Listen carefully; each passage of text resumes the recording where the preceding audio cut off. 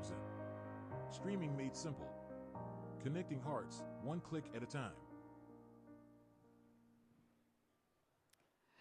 Well, we are at our final session for today, and I'm super excited about this panel that we have before you. They are going to inform us and educate us, and it is going to be a great session. The title of this session is Experience, Interact, Volunteer, How to Support Israel Through Meaningful Tourism. You're going to hear from some experts from Israel about innovative initiatives that enable Christian communicators to make an impact on Israel through support, such as joining an international team of volunteers to make the Sea of Galilee a cleaner place, take an outdoor biblical cooking workshop, or experience an authentic Jewish Sabbath at the home of a host family in the heart of Jerusalem. I'm going to introduce to you now Jill Daly, and Jill is going to be our moderator. She serves as the director of Israel Ministry of Tourism for the Midwest region and is responsible for tourism to 13 states. She majored in communication studies with an emphasis in public relations and advertising at Edinburgh University of Pennsylvania. Before joining the Israel Ministry of Tourism in 2012, she served as an account manager for a brand marketing agency, and she specialized in the Christian community. We are so happy to have her leading the discussion, and she's going to give her experts an opportunity to introduce themselves. We're happy to have you. Thank you very much, and thank you for joining us today. I'm very excited to be here and just to talk more about Israel so that you can understand the different experiences that are available, to understand opportunities for volunteerism, but also to go. We are thankful for our Christian community. We're thankful for the support, the solidarity you've shown since the attacks on October 7th. The fact that you stand with us, the fact that you pray for us, and the fact that you're starting to come back. And we want to encourage that. And I have a great panel with me today that I'm very excited to kind of turn things over to so that you can learn a little bit more. We wanted to bring different people from around Israel and some of the different sites that we have so that you can learn. So I'm going to go ahead and introduce and give everybody the opportunity to tell a little bit about themselves and their destination, and kind of saving the last for my colleague from our office in Atlanta. And he's going to not only introduce himself, but I'm going to ask him to give a little bit of an update on the current situation in Israel and just kind of address travel to how things are now. So without continuing to hog the microphone, I'm going to go ahead and introduce my guest here. Ohad. Ohad is with the Jerusalem Development Authority. He represents Jerusalem for us, and I'm going to go ahead and let you introduce yourself a little bit more. Hello. So my name is Ohad Ross. I'm from the Jerusalem Development Authority. The JDA is a joint venture between the municipality and the government. Our goal is to develop Jerusalem, and I came here to for the first time. Actually, we've never been at the NRB, to ask people to come and visit Israel and visit Jerusalem. And this is the time for solidarity tourism, and we hope to see you all soon. Thank you. And we're going to go ahead and move down to Efrat.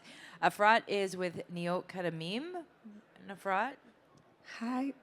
So happy to be here. Sorry for my voice.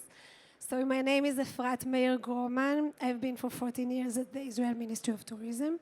And recently I've joined Neot Kedumim, which is a unique biblical landscape reserve located at the center of Israel. So it's a very unique place. It's 625 acres big, so it's very huge in terms of Israeli place. And it's located just between Tel Aviv and Jerusalem, so it's a place very close to everyone who will visit the country. Wonderful. And one of the things that we've been talking about and what we'd like to address here today is we want to talk about opportunities for volunteerism. And in all the places, you do have the opportunities for volunteerism, but we really are excited to have Jordan with us, and Jordan is with the Beautiful Land Initiative. Thank you, Jill. Yes, my name's Jordan Marcelino. My wife Hillary and I co-founded the Beautiful Land Initiative with a vision. The Beautiful Land Initiative is an environmental stewardship organization, and we mobilize volunteers from around the world. About 75% of our groups are evangelical, and about 25% are local Israeli. Spanning the spectrum from, secular to religious, schools, IDF,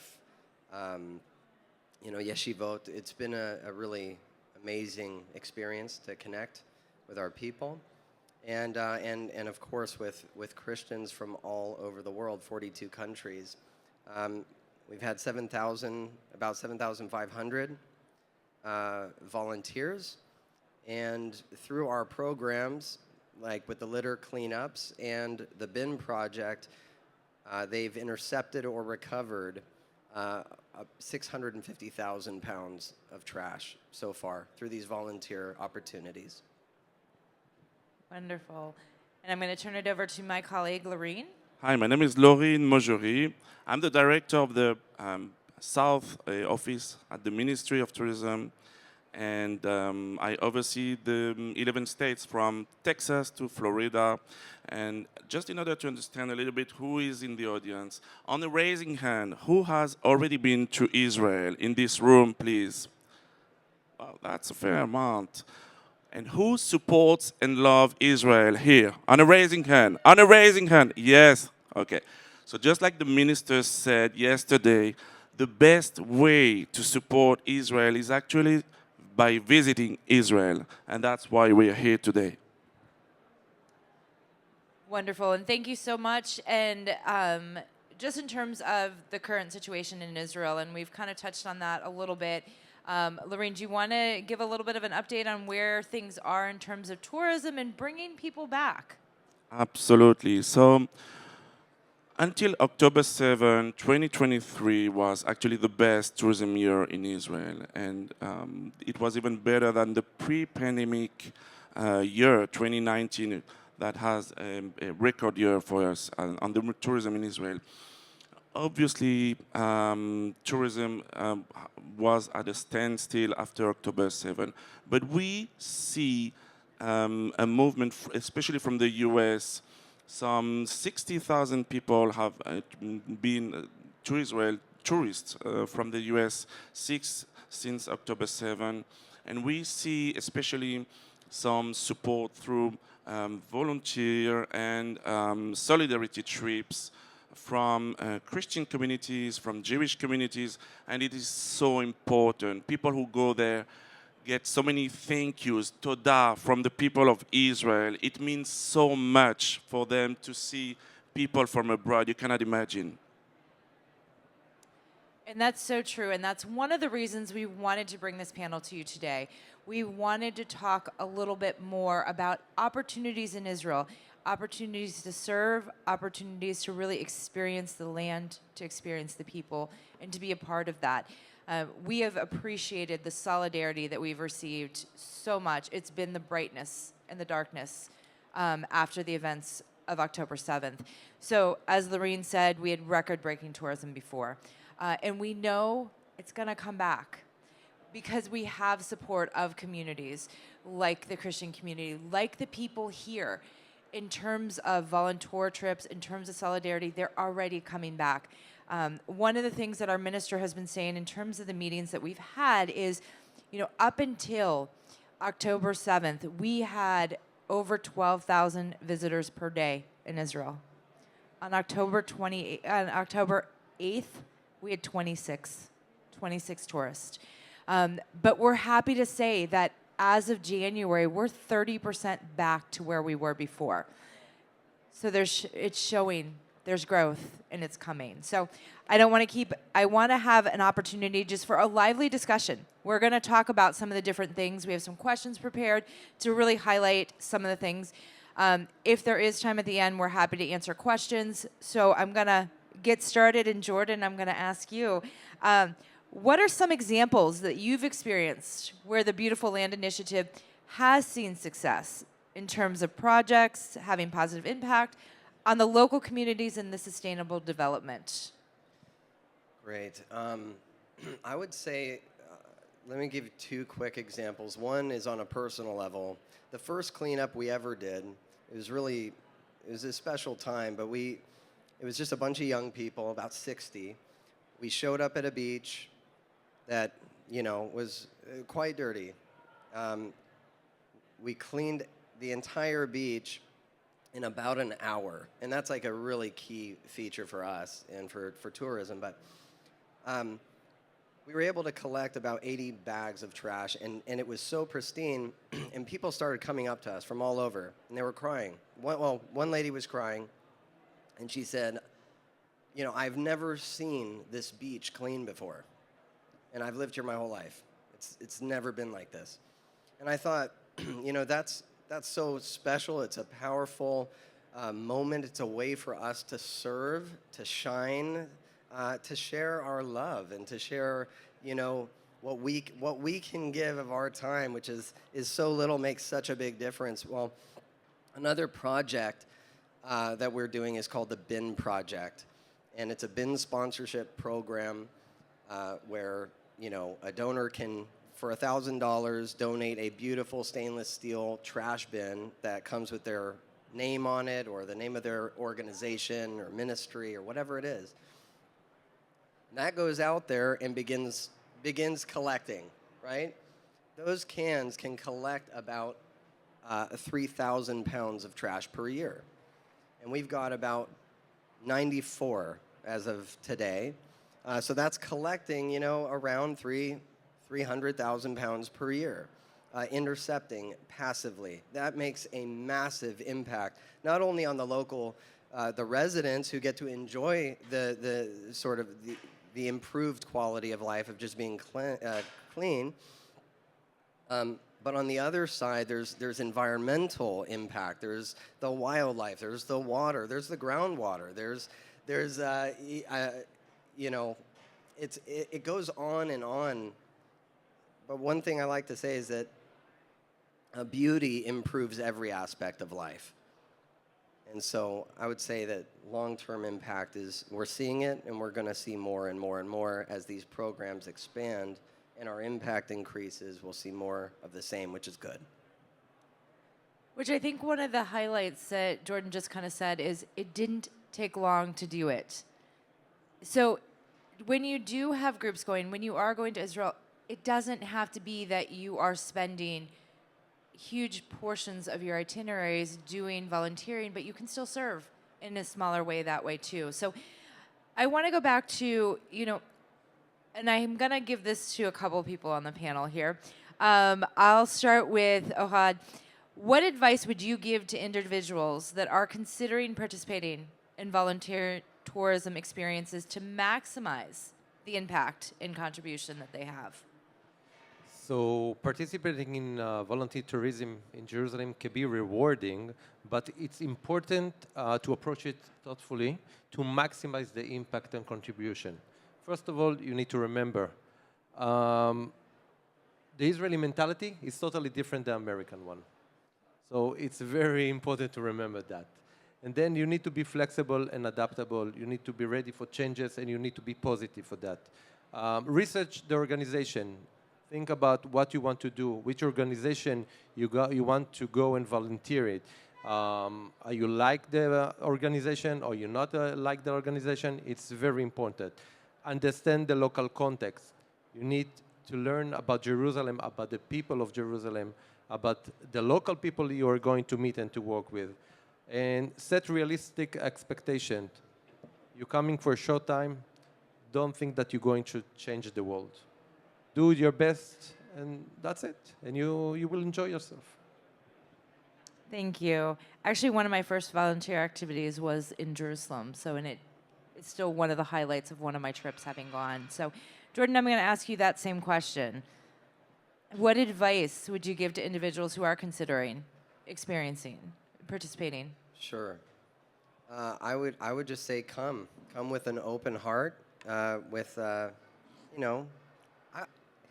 way we do it We just say, come as you are. We've had 91-year-olds and we've had 1-year-olds, out in these cleanups. And it's really not, we don't go to real dangerous places unless I'm with a young team who wants to clean up in those areas. But mainly it's just easy stuff. I would say expect to spend about 1 or 2 hours. Bring your own water. When you're in Israel, just always have water on you, okay? Otherwise, I would say that wherever you're going to volunteer, you're going to be equipped with all of the tools that you need, and the time budget on a tour is always of the essence, right? So as you're planning your trip, when you're, I heard Efrat earlier even just say, you could just come to our park for 2 hours. Just come and experience the biblical, park. Let's go. Same thing for us. 1 or 2 hours is all we need, and we'll equip you with everything you need to make an impact. And we record all that so we know what we do collectively, so we can show that it's not us, it's the volunteers, it's the supporters who make this reality. So, And I think that's so important. Lorene, just as somebody that represents the Ministry of Tourism, how do you see it in terms of how volunteer experiences do how to maximize those and have an impact? So first of all, I would say, if you want to volunteer in Israel, if you want to, for example, harvest the fruits or the vegetables in the south, because all of them people are now whether evacuees or they are in the war in reserve service, so they'll need a lot of volunteers. They need volunteers to bring some meals to the soldiers who are coming back exhausted from the Gaza area. They need volunteers to clean the beautiful landscapes in Israel, just like Jordan does. If you want to serve and to volunteer, just start and speak with a professional. That's the first advice I would give. We are here at the Israel Ministry of Tourism. We have 4 offices in the US. Jill is running the Chicago office. We have an office in New York, in Los Angeles, and I'm running the Atlanta office. We are there for you. We know the organizations, we know the industry. It's very important that you speak with the right people and you plan your trip accordingly. We want you to get the best experience of it. And I think that's so important to know that you have the resource. Lorene, myself, and our colleagues, we are here to be able to help you with that. Just one more touch point that I wanted to ask in terms of Ohad, when we talk about volunteerism, can you give some examples of the volunteer opportunities that are available in Jerusalem specifically? Yeah, of course. I'm happy to talk about Tikkun Olam. In Hebrew, it's repairing and improving the world for those who seek for a meaningful visit. Jerusalem has more than 400 organizations with volunteer projects. I'll give you like 3 examples. Pantry packers. You can packing meals for the need in Israel. You can go to the Jerusalem Biblical Zoo, helping to preserve the spices and return them to the wild. And you can go to dig if you like to do something with your hands. So for example, digging, sifting, carrying dirt, to find archaeological things from the past, from way back. This is like kind of things you can do in Jerusalem. Which I think those hands-on experiences are so meaningful. So, Efrat, I'm coming for you now. We've talked a little bit about the volunteerism aspect of it, but one of the other things that we really want to touch on is, what makes an interactive tourism experience memorable and engaging for visitors? And, can you give some examples? Because I think some of the things that you do are amazing, and you have some great examples of that. Thank you. So, Neot Kedumim, like I was saying before, is a unique biblical landscape reserve, and it brings actually the stories of the Bible to life and to its context in the land of Israel. Now, why do we need this connection? Because most of us are not farmers, or even if we are using technologies and many things that people in the past were not using. So many of the stories of the Bible and the parables that are mentioned in the Bible, we cannot understand them fully because we don't know exactly how did it work in ancient times. Now, for example, according to Luke chapter 12, Jesus says, "Consider the lilies, how they grow." So Jesus instructed people to turn their attention to nature and to learn and really learn about the character of God that comes to life in the nature. So this is what we're trying to do at Neot Kedumim, and we offer a large variety of programs for families, small groups, big groups. I want to give one example, and I want to talk about water, like Jordan, you were saying before, how important water is for the land of Israel. So you know that the people of Israel went to Egypt because there was famine in the land of Israel. And in Egypt, there is the Nile River, so everyone can drink of it. But in Israel, when they came back to the land of Israel, there was no big river like this. And we totally depend on the rain from heaven. So now, most of the time in Israel, we don't have rain at all. The wet season would be only 3 months a year, so it's really not a lot. Actually, it's this time right now. And we depend and rely a lot. And this is why in the Bible, many of the commandments say that if you will do this and that, you will receive the rain. But not only the rain, you will receive it on time. And I would like to quote from Deuteronomy 11:13-14. "And it shall come to pass, if you shall hearken carefully from my commandments, which I shall command to you this day, to love the Lord your God and to serve him with all your heart, that I will give you the rain of your land in its due season."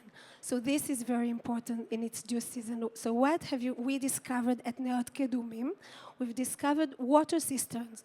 So water cistern was the ancient agricultural technology, let's say, to collect the rain from heaven and just to keep it for the whole year long. So they were using this water all year round to drink, of course, to water, to use it, not for cleaning. They were not cleaning a lot like we do today. But we made this calculation that's saying that people in ancient times were using around 4 gallons of water per day per person. Now, can you imagine how much an average American person is using today of water? So I found that it's around 100 to 175 gallons of water per day per person today. So you can see the importance of this water for the people of Israel. And Jesus also has a lot of parables connected to water and miracles connected to water. So all this kind of information that we read and we know in the Bible, we cannot fully understand them if we're not there just to see, touch the nature, and really feel it with all our senses. And I think that's so much of what Israel is. It's opening the Bible and being able to find the biblical scriptures and be able to lead you through the land and to be able to understand why things were happening the way they did. And a place like Neot Kedumim is such an amazing experience if you haven't had the opportunity.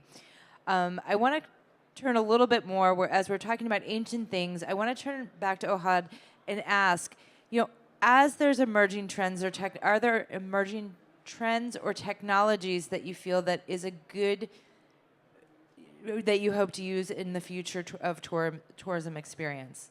Sorry. First of all, we are about to launch a brand new innovative website.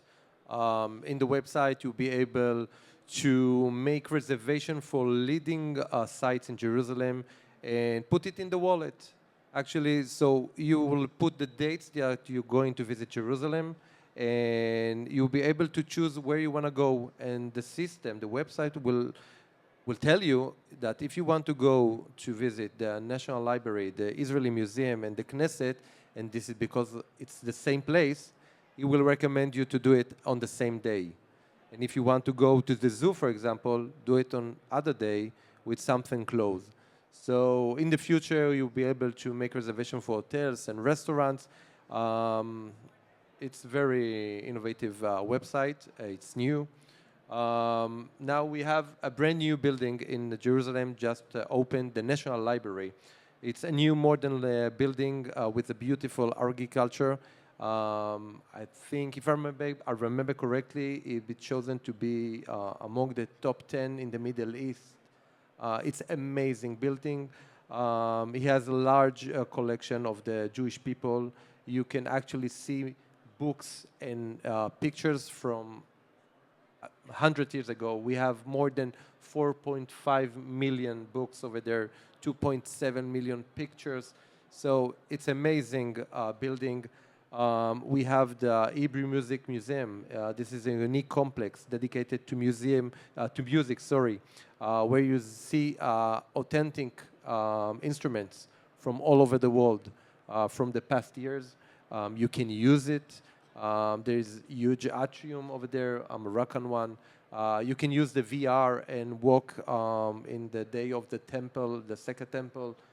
It's amazing. And we have the Tower of David. It's a brand new, just renovated. It's called the New Jerusalem Museum. Now, because new, I will read it. It's with innovative and engaging content, including interactive 12-meter multimedia wall. It's the largest in Israel. 3D digital modeling, video mapping, impressive 360 video installation, interactive sphere first in Israel, 14 interactive maps, new animation fields by Harry Folman and others. So there's a lot to see here. And I actually had the opportunity to experience the VR experience at the Western Wall tunnels. And that's an amazing new experience. If you haven't had the opportunity, if you haven't been to Israel lately, first of all, go. Secondly, check out some of these new things that we have. That's the nice thing, is things are always developing, things are always changing, new discoveries are being made. Efrat, in what ways can the interactive tourism experiences provide opportunities for the Christian traveler to deepen their faith, to understand the biblical history and teachings? And I think that Neot really does such a nice job of this. Yeah. So, like I was saying, the experience at Neot Kedumim is really a five senses experience. You're not only listening to explanations of a guide, but you're also using your hands and really taking part of the nature in this place. So, for example, we propose an activity of tree planting. If you had never done this before in Israel, it's highly recommended. It's really nice, really to feel the earth and plant your own sapling. And then another activity that we propose is sheep herding. Now, this is for all ages, and I've done it. It's a lot of fun. And we must remember that a lot of our ancestors were shepherds, beginning with Abraham, Jacob, the 12 tribes, Moses, King David was a shepherd, and Jesus, of course. Many parables talk about Jesus as a shepherd.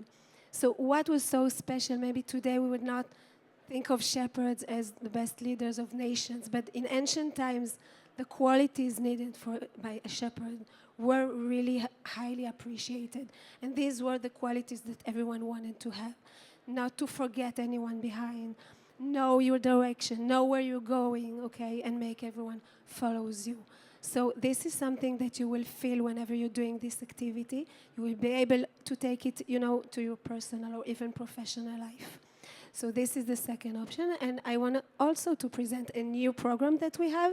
It's called the Last Supper Experience. Now, the Last Supper of Jesus and his disciple, everybody knows that it was the Passover meal. We don't know much about this custom of this supper. What exactly did they eat? What exactly did happen in this meal? Now, we at Neot Kedumim, we developed this program, and it's really nice. If you choose this tour, you will overlook the sheep pen and understand about the Passover sacrifice. You will also use ancient methods of winemaking, and you will try to do your own wine. And then you will also visit the threshing floor and do your own matzah, which is the unleavened bread, and you will taste it, of course. You will also pick up bitter herbs that are used at this special Passover meal, and you will also be able to gather in an authentic tent and really recite things that we used to say during the Passover evening. So again, it's a full senses experience, and it's very highly recommended. I just want to mark that when you Google Neot Kedumim, it's Neot, N-E-O-T, and then Kedumim, K-E-D-U-M-I-M. Thank you. Very good. And I think that's one of the things that I personally love about travel, but I think so many of us, we want those kind of authentic hands-on experiences. And I have this question I'm going to actually pose to everybody here. Jordan, I'll start with you, though. How do you or can you balance the need for authenticity and the cultural sensitivity with the desire to create the immersive experience when you're doing something? I think I understand your question. I would say just really approaching what we do from the standpoint of living in the words. And that's really what comes to me even now, is like when you're in Israel, you guys know, you're living in the words. If you're drinking grape juice in Israel or wine in Israel, well, it was spoken thousands of years ago that would happen, right? And it's sort of like, so you're living in the words. Well, the idea of if Jesus says wash feet, well, that's something I hear from our volunteers all the time, is they say, I feel like I'm washing the feet of the people. So and that's it. So if you have, like no other place in the world, can you approach your life as living in the words of Scripture? Now, we can do that in our own lives, spiritually, everywhere. But there, it's the place where it was written, and oftentimes what was written about. You're living and feeling and tasting and smelling. So I would say culturally, sensitivity-wise, recognize that people are living in the words, and they're there to experience that. Does that help? I think that's so important. Lorene. I think we have some great examples here of authenticity and cultural sensitivity. If you take Jordan with the beautiful land and the volunteer experience that he provides and he proposes to people from all over the world, it's amazing, actually. You see people from all over the world, and Jordan, you told me that you have a group in March from Canada, right? They are coming in March from Canada to help and clean the land of Israel with this guy. You have Efrat. Efrat is proposing some biblical cooking workshops at Neot Kedumim. You can just learn the cooking of the time of Jesus with Neot Kedumim. That's how can you do more authentic than that? It's amazing. And Awad, in Jerusalem, you have, for example, one thing that I love is it's called Shabbat of a Lifetime. You can order a meal, a Friday night meal with a Jewish family and just stay with them for the Shabbat and participate with them with the Jewish tradition, have the wine, the breaking the bread, and people have an amazing connection with those Jewish families, and that's exactly what we wanted to propose you with this workshop. Interact with the Israeli. Israel is not about it's not only about landscapes; it's also about the Israeli people, and you can interact through these kind of activities. So I think we have a very nice panel and diverse panel of those things that we can propose. And I think you're so right with that too. So, Ohad or Efrat, did you have anything to add with that in terms of where you see the authentic, the immersive kind of entertaining experiences there? I think that Jerusalem is the most authentic city in the world. I heard in the past people that say that the people of Jerusalem are tough. And you know what? Maybe yes, because they are authentic. And if you want, when I think about it, when you look about the restaurants in Jerusalem, you find only Jerusalem chefs. And why is that? Because they know their audience. If you bring someone from outside of Jerusalem, it will be nice for a year. But at the end, the people of Jerusalem want exactly what they know from the past. When you go at the market, at the Machne Yehuda market, you meet the people that work there for 60, 70 years. And they got their basta from their parents, so they're authentic. So if you want to feel authentic, come to Jerusalem. Absolutely. I agree. Fred, did you have anything to know? And, I think that that's such a big part of everything is having those kind of authentic experiences. As Lorene mentioned, one of my favorite things is, that Shabbat of a lifetime. I've heard from so many people that I've traveled with is their favorite part was being able to interact with the people, to be able to interact with their Jewish guide who would guide them in the opportunity of a Shabbat dinner that maybe you hadn't experienced before in your life. So I think that's so important is those things that are being created and those opportunities. Actually, I remember going to Neot Kedumim and them telling me, oh, taste this as you pull it off the branch and just lick the leaf. It's actually good.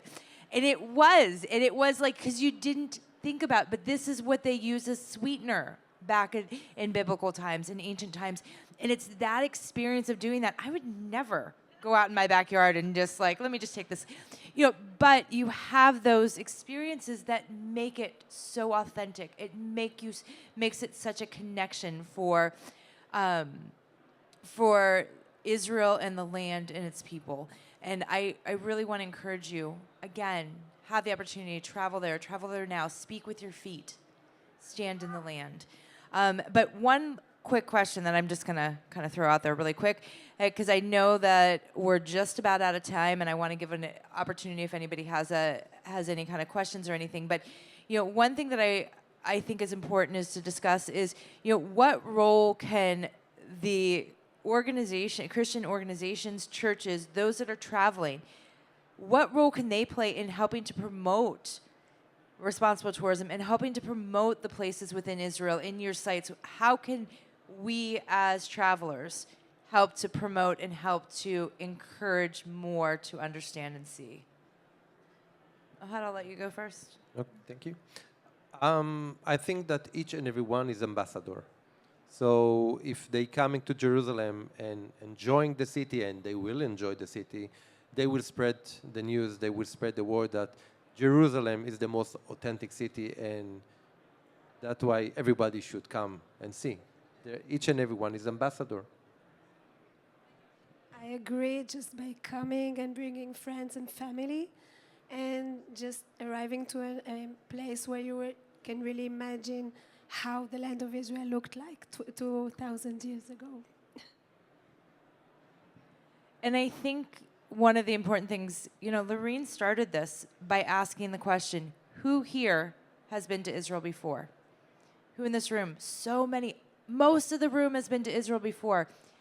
Your job, our job, is to be an ambassador, to go out into the communities, to go out into the churches, to go to our family and friends and tell them about your experience. Tell them how you felt when you were there experiencing those places. Tell them you felt safe, because that's a question that we've always been asked.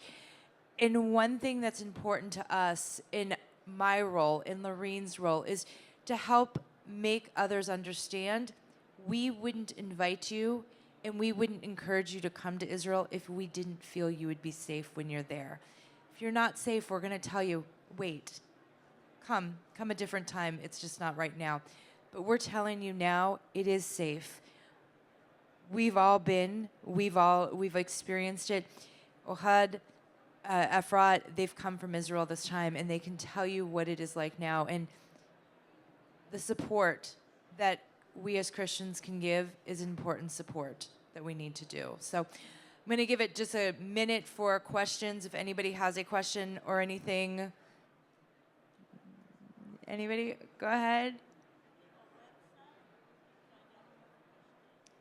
Absolutely. So in terms of our website for the Israel Ministry of Tourism and what we do, and a lot of our connection here, but I will let everybody kind of go through and give their own.